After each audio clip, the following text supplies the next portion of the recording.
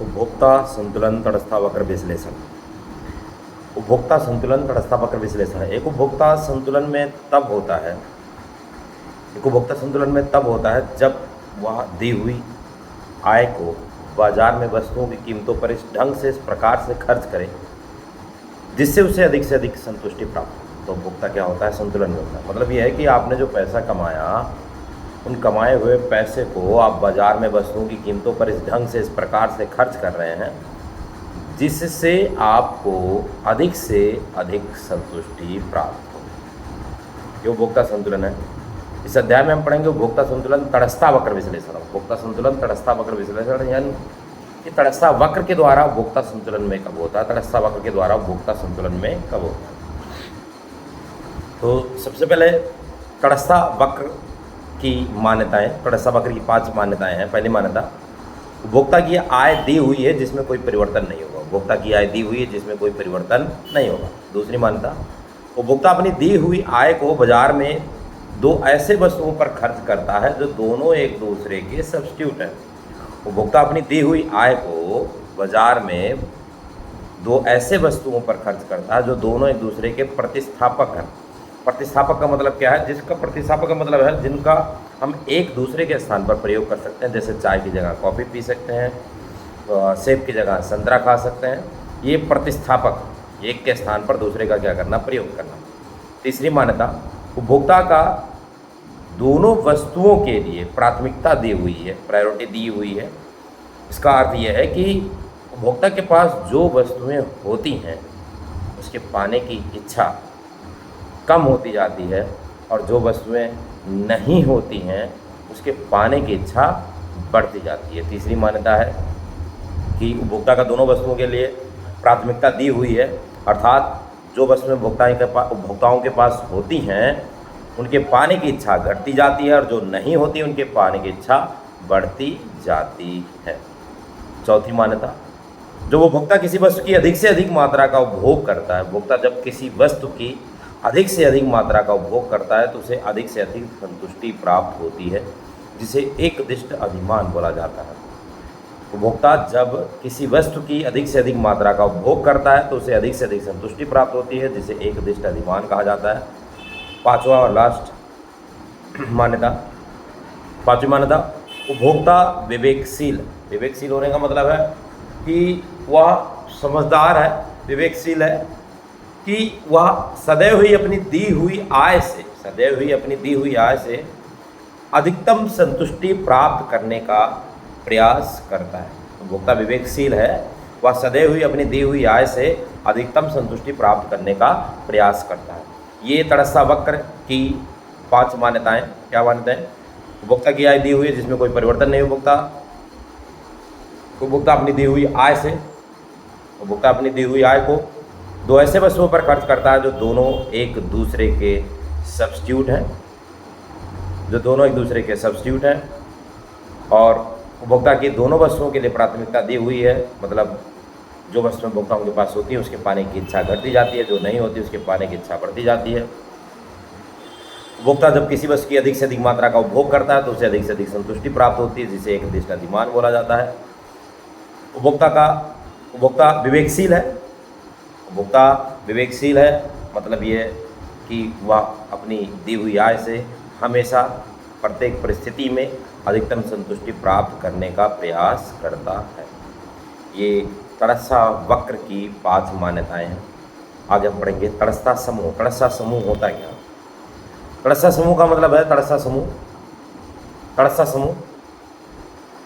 समूह 2 वस्तुओं के विभिन्न संयोगों को प्रकट करता है। 2 वस्तुएं क्या? मान लीजिए सेब और संतरा। उपभोक्ता 2 से वस्तुएं खा रहा है, एक का नाम सेब है और एक का नाम संतरा है। ABCD ये 4 संयोग है। ए संयोग पर उपभोक्ता 1 सेब और 10 संतरे खाता है। बी संयोग पर उपभोक्ता 2 सेब और 7 संतरे खाता है। सी संयोग पर उपभोक्ता 3 सेब और 5 संतरे खाता है। डी संयोग पर उपभोक्ता 4 सेब और 4 संतरे खाता है। तो ये जो विभिन्न संयोग है ABCD 4 संयोग, विभिन्न संयोग, ये 2 वस्तुएं क्या? सेब और संतरे। जैसे ए संयोग पर उपभोक्ता 1 सेब और 10 संतरे खा रहा है ये ए संयोग है, बी संयोग पर 2 सेब और 7 संतरे खा रहा है, बी संयोग है। तो तटस्थ समूह जो होता है दो वस्तुओं के विभिन्न संयोगों को व्यक्त करता है। तटस्थ समूह दो वस्तुओं के विभिन्न संयोगों को व्यक्त करता है और प्रत्येक संयोग पर उपभोक्ता को संतुष्टि का समान स्तर प्राप्त होता है। जो तटस्थ समूह क्या है भाई? तटस्थ समूह दो वस्तुओं के विभिन्न संयोगों को व्यक्त करता है और प्रत्येक संयोग उपभोक्ता को संतुष्टि का समान स्तर प्रदान करते हैं। मतलब यह है जितनी संतुष्टि ए संयोग पर प्राप्त हो रही है सेम उतनी ही संतुष्टि बी पर है, सेम उतनी ही संतुष्टि सी पर है और सेम उतनी ही संतुष्टि डी पर है। मतलब जितनी संतुष्टि एक सेब और 10 संतरे खाने से प्राप्त हो रही है सेम उतनी ही संतुष्टि बी संयोग पर 2 सेब और 7 संतरे खाने से प्राप्त हो रही है, सेम उतनी ही संतुष्टि सी संयोग पर 3 सेब और 5 संतरे खाने से प्राप्त हो रही है, सेम उतनी ही संतुष्टि डी संयोग पर 4 सेब और 4 संतरे खाने से प्राप्त हो रही है। तो ये तटस्थ समूह है। तटस्थ समूह दो वस्तुओं के विभिन्न संयोगों को प्रकट करता है और प्रत्येक संयोग उपभोक्ता को संतुष्टि का समान स्तर प्रदान करते हैं। प्रत्येक संयोग उपभोक्ता को संतुष्टि का समान स्तर प्रदान करते हैं। अब तटस्थ समूह, अगर हम इसी तटस्थ समूह को एक टेबल बना, तटस्थ समूह जो बना, इसी तटस्थ समूह को ग्राफ पर प्रस्तुत करते हैं, यानी तटस्थ समूह को ग्राफ रेखा चित्र पर क्या करते हैं, दर्शाते हैं। तटस्थ समूह को रेखा चित्र पर दर्शाते हैं तो वो तटस्थ वक्र कहलाता है। तटस्थ वक्र कहलाता है। यानी तटस्थ समूह क्या है? तटस्थ समूह क्या है? तटस्थ समूह जो हमने पढ़ा कि तटस्थ समूह दो वस्तुओं के विभिन्न संयोगों को प्रकट करता है और प्रत्येक संयोग उपभोक्ता को संतुष्टि का समान स्तर प्रदान करते हैं। जब हम इसी तटस्थ समूह को ग्राफ पर दर्शाएंगे, यानी तटस्थ समूह का रेखा चित्रीय प्रस्तुतिकरण, तटस्थ समूह का रेखा चित्रीय प्रस्तुतिकरण तटस्थ वक्र कहलाता है। तटस्थ समूह का रेखा चित्रीय प्रस्तुतिकरण तटस्थ वक्र कहलाता है। यानी तटस्थ समूह का रेखा चित्रीय प्रस्तुति, यानी तटस्थ समूह को ग्राफ पर प्रस्तुत करना तटस्थ वक्र कहलाता है। तटस्थ वक्र एक उपभोक्ता के तटस्थ समूह का रेखा चित्रीय प्रस्तुतिकरण है। तटस्थ वक्र एक उपभोक्ता के तटस्थ समूह का रेखा चित्रीय प्रस्तुतिकरण है। तटस्थ समूह उपभोक्ता के तटस्थ समूह का, तटस्थ वक्र एक उपभोक्ता के तटस्थ समूह का रेखा चित्रीय प्रस्तुतिकरण है। यह उन सभी बिंदुओं को जोड़ने से प्राप्त हो जाता दो वस्तुओं के विभिन्न संयोगों को प्रकट करता है जिससे उपभोक्ता को संतुष्टि का समान स्तर प्राप्त होता है। तो ये हमने सीखा तटस्थ वक्र। अब तटस्थ वक्र की हम विशेषताएं सीखेंगे। तटस्थ वक्र की विशेषताएं या तटस्थ वक्र की प्रॉपर्टीज, इंडिफरेंस कर्व की प्रॉपर्टीज। तटस्थ वक्र की विशेषताएं क्या है? तटस्थ वक्र की 5 विशेषताएं हैं। पहली विशेषता, तटस्थ वक्र का ढलान ऋणात्मक होता है। तटस्थ वक्र का ढलान ऋणात्मक होता है। ऋणात्मक होने का मतलब यह है कि ऊपर से नीचे और बाएं से दाएं की ओर। तटस्थ वक्र क्या होता है? ऊपर से नीचे और बाएं से दाएं की ओर होता है। तटस्थ वक्र का ढलान ऊपर से नीचे बाएं से दाएं की ओर होता है। ऐसा क्यों होता है? क्योंकि जब दो वस्तुओं का उपभोग किया जाता है तो एक वस्तु के उपभोग को बढ़ाने के लिए दूसरे वस्तु के उपभोग को त्याग करना पड़ता है। जब दो वस्तुओं का उपभोग किया जाता है तो एक वस्तु के उपभोग को बढ़ाने के लिए, एक वस्तु के उपभोग को बढ़ाने के लिए दूसरे वस्तु के उपभोग को क्या करना पड़ता है? त्याग करना पड़ता है। जैसे टेबल में दर्शाया गया, जब सेब हम एक सेब खा रहे थे तो संतरे की संख्या 10 थी। फिर जब हमने 2 सेब खाया तो संतरे की संख्या 7 हुई। नंबर सेबों की संख्या क्या हो रही? बढ़ रही है और संतरे की संख्या क्या हो रही है? घट रही है। जब हमने एक सेब खाया तो संतरे की संख्या 10 थी, जब 2 सेब खाया तो संतरे की संख्या 7 है। यानी 10 से सेब की संख्या, संतरे की संख्या क्या हो रही है? 10 से 7 हो रही है, वहीं सेब की संख्या 1 से 2 हो रही है। यानी एक वस्तु का उपभोग बढ़ रहा है तो दूसरे वस्तु का उपभोग क्या हो रहा है? घट रहा है। इसलिए तटस्थ वक्र का ढलान ऊपर से नीचे और बाएं से दाएं की ओर होता है। तटस्थ वक्र का ढलान ऊपर से नीचे, बाएं से दाएं की ओर होता है। फिर आगे आता है तटस्थ वक्र का ढलान ऊपर से नीचे, बाएं से दाएं की ओर होता है। उसके बाद तटस्थ वक्र मूल बिंदु की ओर, तटस्थ वक्र जो होता है, तटस्थ वक्र जो होता है मूल बिंदु की ओर उन्नतोदर होता है। यानी IC convex to the origin, IC convex to the origin, तटस्थ वक्र मूल बिंदु की ओर उन्नतोदर होता है। उन्नतोदर होता है तटस्थ वक्र मूल बिंदु की ओर क्या होता है? उन्नतोदर होता है। उन्नतोदर क्या होता है? उन्नतोदर क्यों होता है? क्वेश्चन होता है तटस्थ वक्र मूल बिंदु की ओर उन्नतोदर क्यों होता है? तो इसका रीजन है MRS के घटने के कारण। किसके घटने के कारण? MRS। जब MRS घटता है तो तटस्थ वक्र मूल बिंदु की ओर उन्नत दर होता है। क्वेश्चन उठता है MRS क्या है? मार्जिनल रेट ऑफ सब्स्टिट्यूशन, सीमांत प्रतिस्थापन की दर। सीमांत प्रतिस्थापन की दर, ये marginal rate of substitution MRS होता है। अभी होता क्या है? ये यही चीज़ है कि जब दो वस्तु का उपभोग किया जाता है, जब एक वस्तु का उपभोग बढ़ाया जाता है तो दूसरे वस्तु के उपभोग को घटती दर से त्याग करना पड़ता है। जब दो वस्तु का उपभोग कर रहा होता है उपभोक्ता, तो एक वस्तु के उपभोग को जब वो बढ़ाता है तो दूसरे वस्तु के उपभोग को घटती दर से त्याग करता है। घटती दर से त्याग करने का मतलब यह है, जब उपभोक्ता ने एक सेब खाया था, जब उपभोक्ता ने एक सेब खाया तो संतरे की संख्या 10 थी। फिर जब उपभोक्ता ने 2 सेब खाया तो संतरे की संख्या 7 थी। यानी संतरे की संख्या 10 से घटकर कितनी हुई? 7। यानी कितनी संख्या घट गई? 3।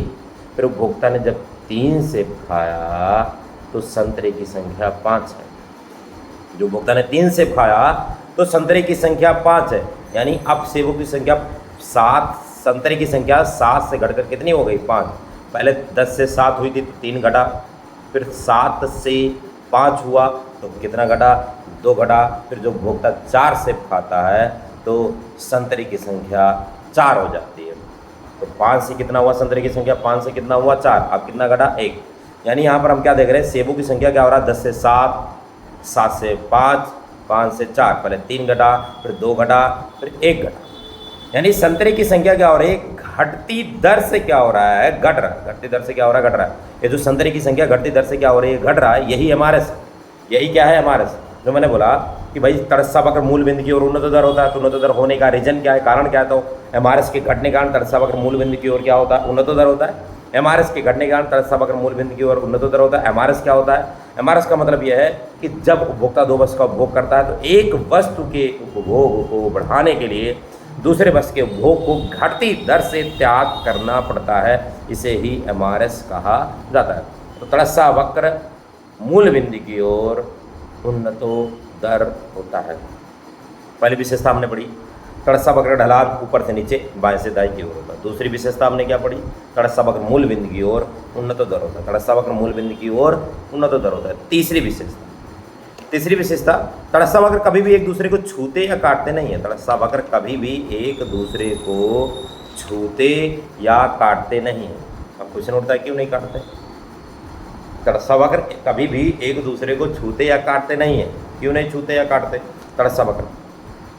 इसका रीज़न ये है क्योंकि अलग अलग तटस्थ वक्र संतुष्टि के अलग अलग स्तर को क्या करता है? प्रकट करता है। जो तटस्थ वक्र बनता है वो अलग अलग तटस्थ वक्र संतुष्टि के अलग अलग स्तर को प्रकट करते हैं। इसलिए तटस्थ वक्र कभी भी एक दूसरे को छूते या काटते नहीं।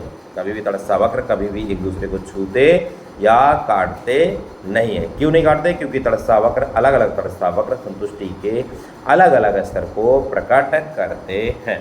इसलिए कभी भी तटस्थ वक्र एक दूसरे को छूते या काटते नहीं है। चौथी विशेषता, तटस्थ वक्र ना तो कभी x अक्ष को छूता है और ना ही कभी y अक्ष को छूता है। तटस्थ वक्र कभी भी ना x अक्ष को छूता है और ना ही y अक्ष को छूता है। क्वेश्चन उठता है, क्यों नहीं छूता? तटस्थ वक्र कभी भी ना तो x अक्ष को छूता है ना ही y अक्ष को। तो रीजन क्या है इसका? कि तटस्थ वक्र 2 वस्तुओं के विभिन्न संयोगों का समूह, यानी उपभोक्ता जब 2 वस्तु का क्या करता है? उपभोग करता है, तब तटस्थ वक्र क्या होता है? बनता है।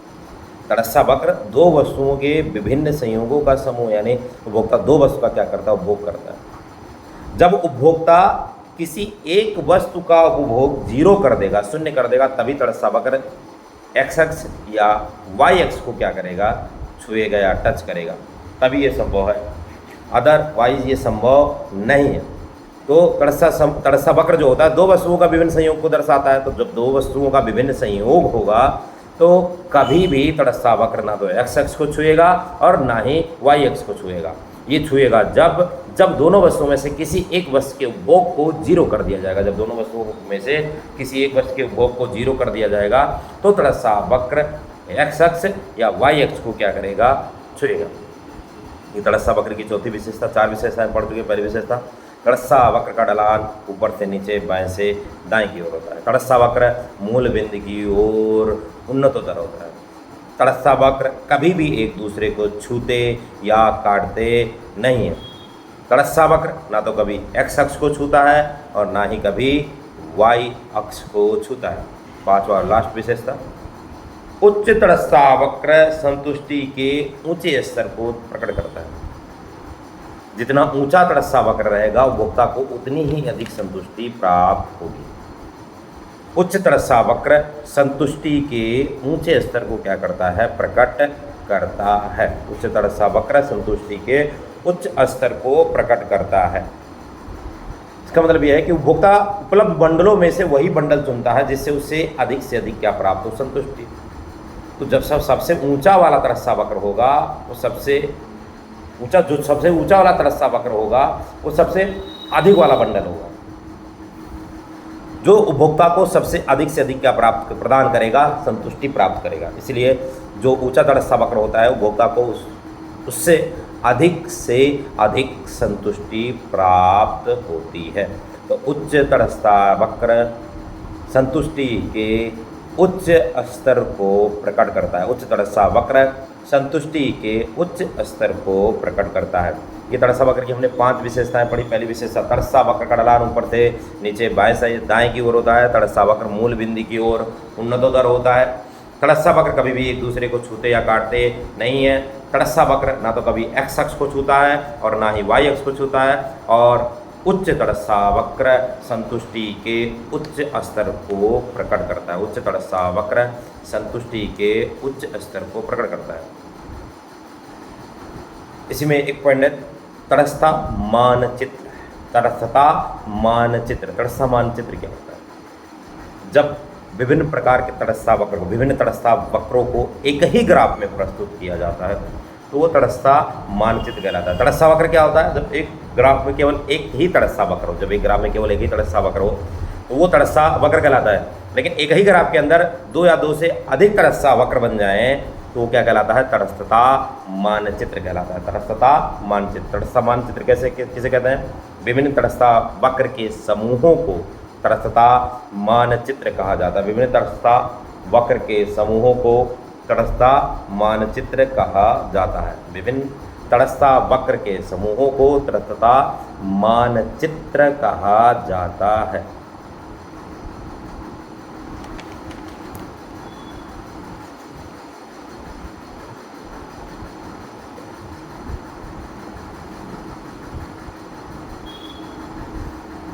अगली हेडिंग आती है उपभोक्ता बजट, जिसके अंदर है बजट समूह और बजट रेखा। बजट समूह क्या होता है? बजट समूह, आपको आय दी हुई है। कल्पना कीजिए आपके पास 60 रुपये है और उन 60 रुपये को 2 वस्तुओं पर क्या करना है? खर्च करना है। तो आप 60 रुपये को या तो क्या करेंगे, 60 रुपये किसी, मान लो 2 वस्तु हैं, वस्तु 1 और वस्तु 2, या फिर वो 60 रुपये उठा करके आप वस्तु 1 पर खर्च कर देंगे, या फिर सारा का सारा पैसा उठा करके वस्तु 2 पर खर्च कर देंगे, या फिर दोनों वस्तुओं, वस्तु 1 और वस्तु 2 दोनों पर क्या करेंगे? खर्च करेंगे। वस्तु 1 या फिर वस्तु 2 दोनों पर क्या करेंगे? खर्च करेंगे। तो ये जो प्रोसेस हो रहा है यही क्या है? बजट समूह। कि आपने अपनी इनकम को या तो वस्तु 1 पर खर्च कर दिया, या फिर वस्तु 2 पर खर्च कर दिया, या वस्तु 1 और 2 दोनों पर क्या कर दिया? खर्च कर दिया। तो जो बजट समूह होता है 2 वस्तुओं के विभिन्न संयोगों का समूह है। जब उपभोक्ता अपनी दी हुई आय को या तो वस्तु 1 पर खर्च करता है, या वस्तु 2 पर खर्च करता है, या वस्तु 1 और 2 दोनों पर क्या करता है? खर्च करता है। वस्तु 1 या फिर वस्तु 2 दोनों पर क्या करता है? खर्च करता है। तो जब इसी टेबल को हम ग्राफ पर प्रस्तुत करते हैं, बजट समूह का जो टेबल है, बजट समूह का जो टेबल है, उस टेबल को यदि हम ग्राफ पर क्या करते हैं? प्रस्तुत करते हैं तो बजट रेखा कहलाता है। यानी बजट समूह का रेखा चित्रीय प्रस्तुतिकरण बजट रेखा कहलाता है। बजट समूह का रेखा चित्रीय प्रस्तुतिकरण बजट रेखा कहलाता है। बजट रेखा को कीमत रेखा के नाम से भी क्या किया जाता है? जाना जाता है। बजट रेखा को कीमत रेखा के नाम से भी जाना जाता है। कीमत रेखा आम बोलचाल की भाषा में बजट रेखा या कीमत रेखा को बोला जाता है अपनी कैपेसिटी, क्षमता, वैसे लोग बोलते हैं हैसियत, औकात। एक कहावत कहा जाता है कि जितनी चादर हो उतना ही पैर क्या किया जाए, फैलाया जाए। जितनी चादर हो उतना ही पैर क्या किया जाए, फैलाया जाए। तो वो उस सेंटेंस का, इस कहावत का मतलब क्या है? इस कहावत का मतलब यह है कि आप अपने बजट में रह करके ही क्या करें, खर्च करें। जितना आपका बजट है उतना ही क्या करें, खर्च करें, बजट के बाहर ना जाएं। तो ये जो बजट मैं वो जिस बजट की मैं बात कर रहा हूँ, ये बजट ही बजट रेखा है या कीमत रेखा है, जिसके अंदर ही आपको रह करके क्या करना होता है, खर्च करना। अंदर रहो या फिर बजट रेखा पर रहो, उसके अंदर ही रह करके या फिर उस पर रह करके ही खर्च करना होता है। अगर हम बाहर जाते हैं, बजट रेखा के बाहर जाते हैं, तो आर्थिक स्थिति क्या हो सकती है, कमज़ोर हो सकती है, क्योंकि हम बजट रेखा के बाहर जा करके क्या कर रहे हैं, खर्च कर रहे हैं। तो बजट रेखा के अंदर ही रह करके क्या किया जाता है, खर्च किया जाता है। तो बजट रेखा क्या है? या दो वस्तुओं के प्राप्त विभिन्न संयोगों को क्या करता है, व्यक्त करता है। दो वस्तुओं के प्राप्त विभिन्न संयोगों को क्या करता है, व्यक्त करता है। जब उपभोक्ता की आय और वस्तुओं की कीमतें दी हुई, जब उपभोक्ता की आय और वस्तुओं की कीमतें दी हुई हो, या फिर बजट समूह का रेखा चित्रीय प्रस्तुतिकरण बजट रेखा कहलाता है। बजट समूह का रेखा चित्रीय प्रस्तुतिकरण बजट रेखा कहलाता है। बजट समूह का रेखा चित्रीय प्रस्तुतिकरण बजट रेखा कहलाता है। अब इस आपकी बजट रेखा में परिवर्तन होता है। बजट रेखा में क्या आता है, चेंज आता है। चेंज कैसे आएगा, परिवर्तन कैसे होगा? मान लो आपकी आय बढ़ गई। यदि आय आपकी बढ़ जाएगी तो इसका मतलब है आपकी खरीदने की क्षमता क्या हो गई, बढ़ गई। यदि इनकम आपकी बढ़ रही है तो इसका मतलब क्या है, आपकी खरीदने की क्षमता क्या हो गई, बढ़ गई। और खरीदने की क्षमता बढ़ने का मतलब ये है कि आपका बजट रेखा दाईं तरफ क्या कर गया, शिफ्ट कर गया। राइट वर्ड क्या कर गया, शिफ्ट कर गया, यानी आपकी खरीदने की क्षमता बढ़ गई है। इसका मतलब है आपकी चादर बढ़ गई है, अब आप पैर और भी फैला सकते हो। तो यदि इन उपभोक्ता की आय बढ़ जाती है तो बजट रेखा दाएं तरफ खिसक जाता है। वहीं यदि उपभोक्ता की आय कम हो जाती है तो बजट रेखा बाएं तरफ खिसक जाता है। ये बजट रेखा में बदलाव है, खिसकाव है। जब उपभोक्ता की आय में क्या होता है, चेंज होता है। उपभोक्ता की आय में चेंज होने से बजट रेखा में बदलाव होता है, खिसकाव होता है। यदि उपभोक्ता की आय घटती बढ़ती है तो बजट रेखा में क्या होता है, चेंजेस आते हैं, बदलाव होता है। जिस उपभोक्ता की आय बढ़ेगी तो बजट रेखा दाईं तरफ खिसक जाएगा, और यदि उपभोक्ता की आय घटेगी तो बजट रेखा बाईं तरफ खिसक जाएगा। इसके अलावा कीमतों में परिवर्तन होने से भी बजट रेखा में परिवर्तन होता है। कीमतों में भी परिवर्तन होने से भी बजट रेखा में क्या होता है, परिवर्तन होता है। कल्पना कीजिए आप दो वस्तु खरीद रहे हैं, एक्स और वाई। यदि एक्स वस्तु की कीमत अगर क्या हो जाए, घट जाए, एक्स वस्तु की कीमत अगर क्या हो जाए, घट जाए, तो एक्स वस्तु को खरीदने की आपकी क्षमता क्या हो जाएगी, बढ़ जाएगी। एक्स वस्तु के लिए आपकी बजट रेखा दाईं तरफ क्या कर जाएगी, खिसक जाएगी। वहीं वाई वस्तु की कीमत क्या हो जाए, घट जाए, तो वाई वस्तु के लिए सेम वही सिचुएशन होगा। और वहीं जहाँ कीमत घट रही है, कीमत घटने की बजाय अगर कीमत क्या हो जाए, बढ़ जाए, तो आपको एक्स वस्तु, मान लो एक्स वस्तु की कीमत बढ़ जाएगी तो एक्स वस्तु की खरीदने की क्षमता आपकी घट गई, यानी बजट रेखा बाईं तरफ क्या कर जाएगा, रोटेट हो जाएगा, खिसक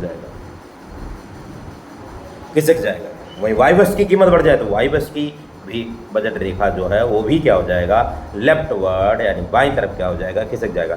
यानी बजट रेखा में, उपभोक्ता के बजट में क्या होता रहता है, बदलाव होता रहता है। किन कारणों से बदलाव होता रहता है? जब दो कारण हैं, जब उपभोक्ता की आय में क्या हो, चेंज हो, या वस्तुओं की कीमतों में क्या हो, चेंज, परिवर्तन हो। जब उपभोक्ता की आय में परिवर्तन हो या फिर वस्तुओं की कीमतों में क्या हो, परिवर्तन हो, तो उपभोक्ता के बजट रेखा में परिवर्तन होता है, चेंजेस आता है। ये नेगेटिव परिवर्तन भी हो सकता है, नकारात्मक परिवर्तन भी हो सकता है, सकारात्मक भी परिवर्तन हो सकता है।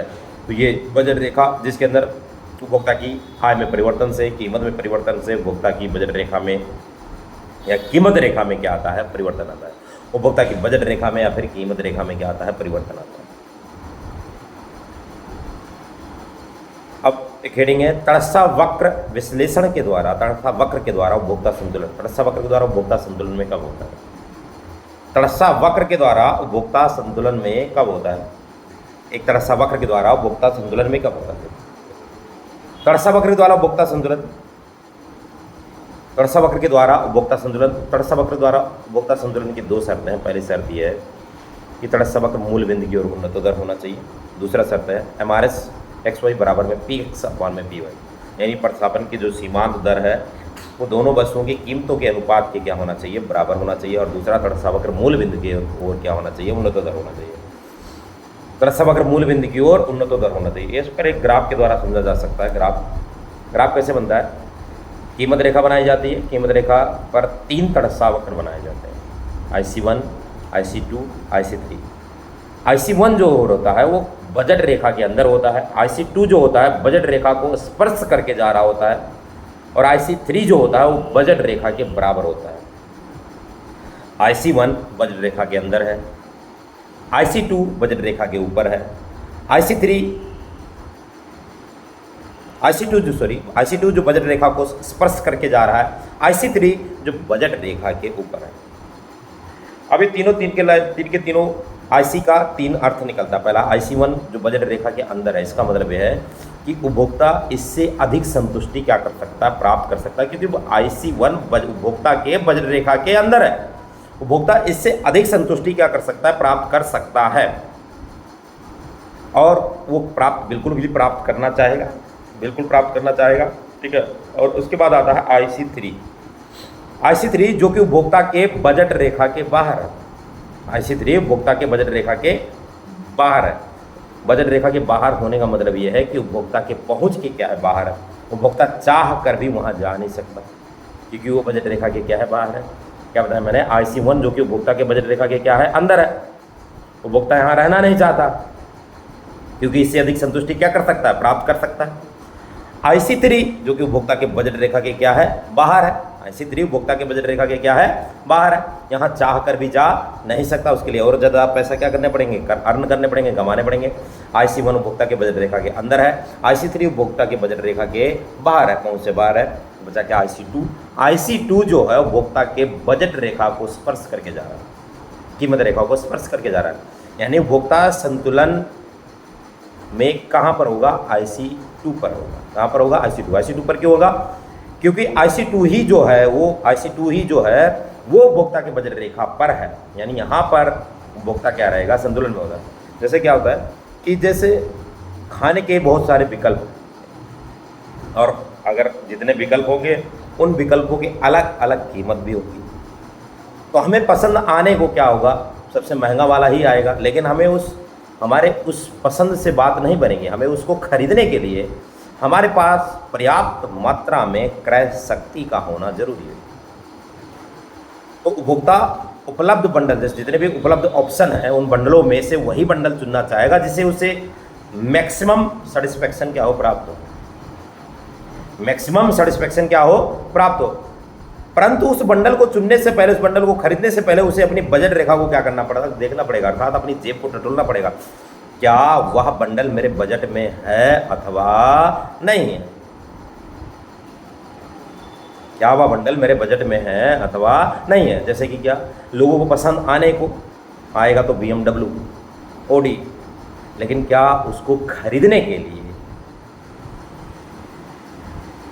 उपभोक्ता के पास पर्याप्त मात्रा में क्रय शक्ति है, खरीदने की क्षमता है या नहीं, ये देखना पड़ेगा। क्रय शक्ति, यदि क्रय शक्ति है तो कुछ भी खरीद सकते हैं, क्रय शक्ति नहीं है तो उपभोक्ता को अपनी बजट रेखा पर क्या आना पड़ेगा, वापस आना पड़ेगा बजट रेखा पर, यानी बजट रेखा पर ही अंदर रखना। तो एक विवेकशील उपभोक्ता उपलब्ध बंडलों में से वही बंडल चुनता है जिससे उसे अधिक से अधिक संतुष्टि प्राप्त हो। लेकिन उपलब्ध बंडलों में से उस बंडल को चुनने से पहले उसे अपनी बजट रेखा को क्या करना पड़ता है, देखना पड़ता है क्या वह बंडल उसके बजट में है अथवा नहीं है। जैसे मैंने बताया IC1 उपभोक्ता के बजट रेखा के अंदर है, यहाँ पर उपभोक्ता रहना नहीं चाहता। क्यों नहीं रहना चाहता, क्योंकि इससे अधिक संतुष्टि प्राप्त कर सकता है। IC3 उपभोक्ता के बजट रेखा के क्या है, बाहर है, यहाँ पर चाह कर भी जा नहीं सकता, यहाँ पर चाह कर भी जा नहीं सकता, क्योंकि उपभोक्ता के बजट रेखा के क्या है, बाहर है। IC1 पर वह रहना नहीं चाहता, IC3 पर जा नहीं सकता, IC1 पर रहना नहीं चाहता, IC3 पर जा नहीं सकता। बचा क्या, IC2 बचा क्या, IC2 ही उपभोक्ता के बजट रेखा पर है, और यहीं पर उपभोक्ता क्या रहेगा, संतुलन में होगा। यहीं पर उपभोक्ता क्या रहेगा, संतुलन में होगा। जैसे कि कॉमर्स वालों की हालत क्या होती है, कॉमर्स वाले जो बच्चे कॉमर्स ले लेते हैं या आर्ट्स ले लेते हैं, क्या होता है, जैसे कॉमर्स वालों की एग्जाम्पल लें, ये आर्ट्स पढ़ना नहीं चाहते, आर्ट्स पढ़ना नहीं चाहते यानी IC1 है। साइंस ले नहीं सकते, साइंस कठिन लग रहा है, बचा क्या, कॉमर्स ले लिया, कॉमर्स पर वो क्या है, संतुलन में। ठीक इसी प्रकार से उपभोक्ता है वही IC1 पर रहना नहीं चाहता क्योंकि इससे अधिक संतुष्टि प्राप्त कर सकता है। IC3 पर जा नहीं सकता क्योंकि उसी के पास IC3 का संतुष्टि प्राप्त करने के लिए पर्याप्त मात्रा में ग्रह शक्ति नहीं है। और बचा क्या IC2 पर क्या रहेगा, संतुलन में रहेगा। IC2 ही उसकी बजट रेखा को क्या करके जा रहा है, स्पर्श करके जा रहा है। तो हमने इस अध्याय में सीखा तटस्थ वक्र विश्लेषण के द्वारा उपभोक्ता संतुलन, तटस्थ वक्र विश्लेषण के द्वारा उपभोक्ता संतुलन। एक उपभोक्ता संतुलन में कब होता है, तटस्थ वक्र विश्लेषण के द्वारा, जिसके अंदर मैंने बताया उपभोक्ता संतुलन में तब होगा जब वह अपनी दी हुई आय को बाजार में वस्तुओं की कीमतों पर किस ढंग से, किस प्रकार से क्या करेगा, खर्च करेगा, जिससे उसे अधिक से अधिक संतुष्टि प्राप्त हो। तो उपभोक्ता क्या रहेगा, संतुलन में रहेगा।